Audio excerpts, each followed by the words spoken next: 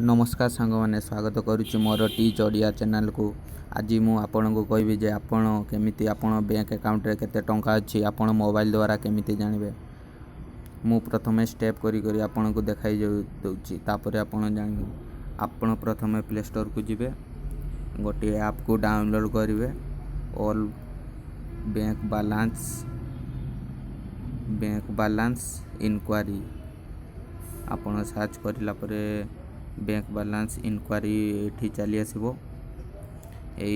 चली आसिला मु या को इंस्टॉल करी दउची। किछि समय वेट करबा। इंस्टॉल हो गला परे मु आपन को स्टेप टू स्टेप कहि देबी। ताहा द्वारा आपण माने के जानि पारिबे जे या केमति होची। ओपन करबा। ओपन होई सारला परे या को हमें स्टार्ट करबा।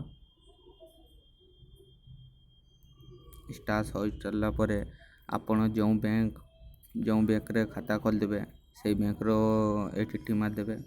मु वर्तमान आपन को एग्जांपल दउची जे मोर धरंतु मोर बैंक ऑफ इंडिया रे मार देली।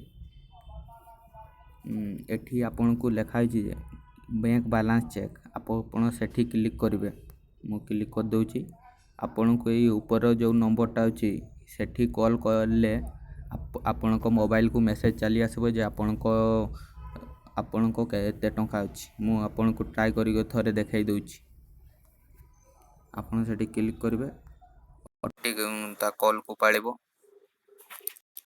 रिंग हो आपण अब ऑटोमेटिक कॉल कटि जिवो। तापरे किछि समय मध्ये आपण को गोटे मेसेज चली आसीबो।